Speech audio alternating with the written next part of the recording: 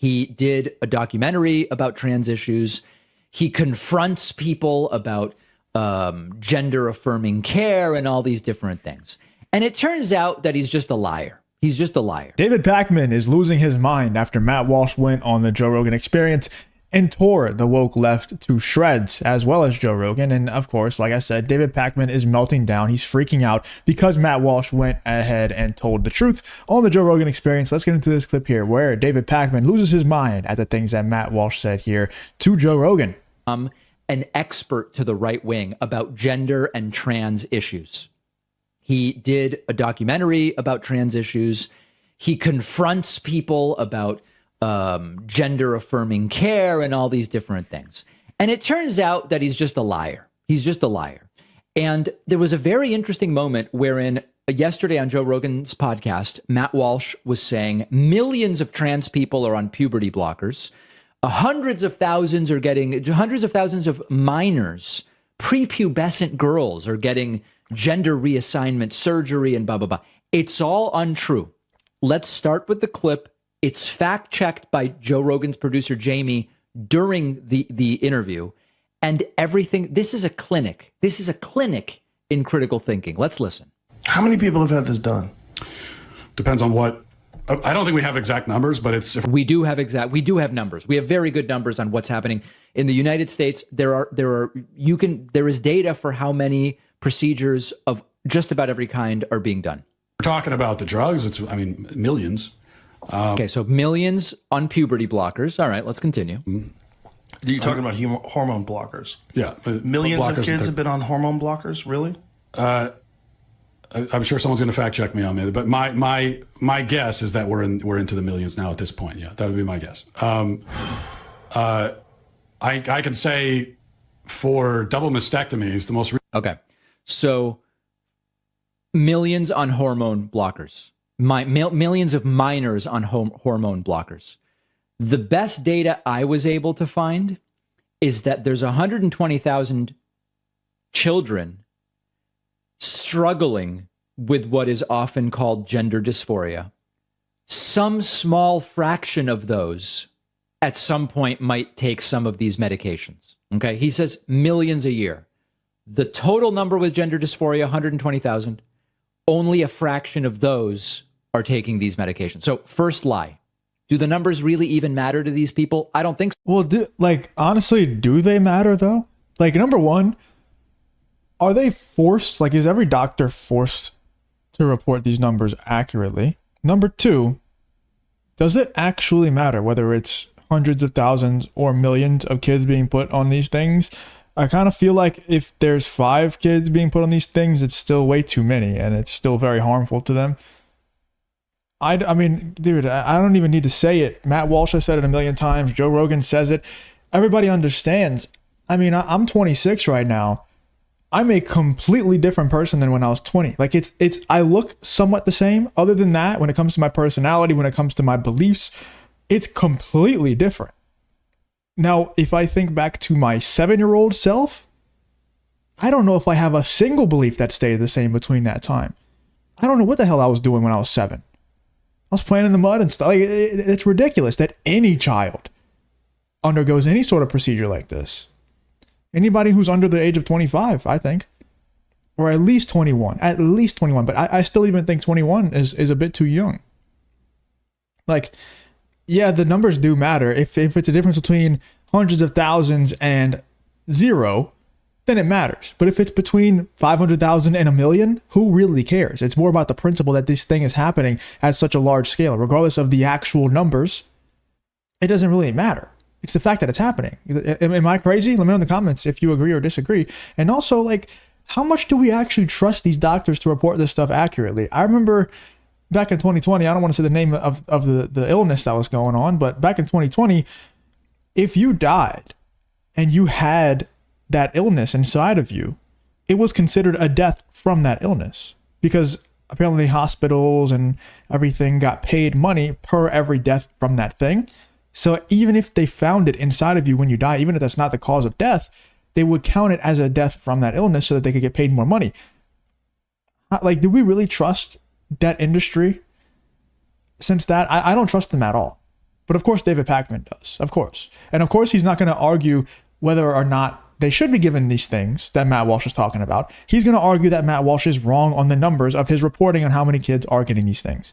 When in my opinion, it just doesn't matter that much. I think so. But there's the first lie. I read a report recently that there were over 1,000. Oh, let me back up because now they're on to something else. I can say for double mastectomies, I read a report recently that there were over 1,000 done between 2016 and 2019. And when you compare that to how many were done between, 2008 and 2015, it's a massive. Okay, but that's 300 a year. Huh. That doesn't sound so high, does it? But that's not even really right. Let's continue. Increase. And over 1,000 girls had gender affirming double mastectomies in that time frame. And when you say girls, you're talking about prepubescent. If you enjoy content like this, then make sure to leave a like and subscribe to the channel. It really does help me out a ton. Let's get back to the video. Right. Minors. Oh, now did you see what just happened there? You're talking about prepubescent? Double mastectomies for prepubescent girls? We'll get back to that. That doesn't make sense either. And he goes, that's right, minors. Okay. Prepubescent and minor are two different things. I'm sure you know that. But did you see how slickly he slipped that in? I'll play it once more. And over 1,000 girls had gender affirming double mastectomies in that time frame. And when you say girls, you're talking about prepubescent? Right. Minors. Right, minors. So two different things. Now, of course, you might say, do prepubescent girls have breasts? Can you even do a double mastectomy on a prepubescent girl? What exactly are you removing? And of course, if you research this, you start to find medical information about it. It is very rare that prepubescent girls actually have breasts. And you can read about what happens to the nipple. And okay, you're right. I mean, we don't need to go into detail about it. I get the point that David Pakman's trying to make. I think facts do matter for sure. But if you take into consideration, like, the setting of this podcast, what Matt Walsh and Joe Rogan sat down and did was like a 3.5 hour long podcast. That's what Joe Rogan does. It's very casual conversation. He's not in a debate. His brain isn't super turned on and sharp. He's probably, there's probably a bunch of secondhand weed smoke in the air and, smoking cigars or drinking, whatever. He's not planning to get like scrutinized on these points. But also at the same time, like, does it really matter? Like, you could tell when somebody has a losing argument because they start to focus on the semantics of it. Did he say / mean minor or prepubescent? Does it matter if they are a minor, which encompasses all of that? Does it matter? Like, if these things are happening to minors, I don't think it matters whether or not they're prepubescent. And obviously, like David Pakman is saying, I don't think you can do that procedure to a prepubescent person. So it's like, it doesn't really matter. If he says minor, you kind of get what he's saying. I don't understand the semantics game. I do understand it. I know why he's doing it, but I don't get how this is the big win that these people are making it out to be. Let me know in the comments. Maybe I'm wrong. Maybe Matt Walsh is completely in the wrong here. I'm not some Matt Walsh simp. I don't think he's the greatest thing to ever happen to the world. I'm just kind of saying it how I see it, and I'll be happy to see that I'm wrong. Let me know in the comments. About everything, but at face value, this doesn't make sense. Prepubescent girls who almost never have breasts are having their breasts removed. That's really weird. But then he slips in, right, these are minors. So you could actually be talking about a 17-and-a-half-year-old girl, not prepubescent, legally a minor. Completely different situation. Doesn't make anything right or wrong. But it's a completely different situation than what he claims. And that's just up until 2019. And then we know that there's been this exponential increase with all this stuff year over year. So it's a lot. It's too many. Having this happen to one kid is Says who? way too many. It's a lot more than one. Yeah. Look, if you're an adult and you want to do that and you understand who you are and what you are and this is how you feel you should progress, you're an adult. This is a free country. You should be able to do whatever you want. But when you're talking about doing that to children, the fact that so many people are on board and so many people are angry, if you have, like, people are going to be angry at us that we're having these conversations. No. How could you be angry that they're having the conversation? The problem is that Walsh just lies. Yeah, they will be. And I also, I actually think that that this shouldn't be happening to. So now they've pulled up an article. It's a very small number, if that's right. It says over the last 5 years, there were at least 4,780 adolescents who started puberty blockers. Okay. He said there are millions of adolescents on puberty blockers. They just found a study that says it's under 5,000 over 5 years. That's under 1,000 a year. He said millions. Study says it's under 1,000. Think about that. And at a prior gender dysphoria diagnosis. Under 1,000 a year. He said millions. It's kind of undercounted, but that's That would be a big less than undercounting. 1,000 people a year. Yeah. Yeah, I mean, I would guess, hundreds of thousands. Let me correct my wrong guess of millions, because you found that the real number is 900, and say it's probably hundreds of thousands. I can't now get away with saying it's millions because the data says it's 900. So let's just go with hundreds of thousands. But I could be wrong. You are wrong. Million sounds great. Yeah.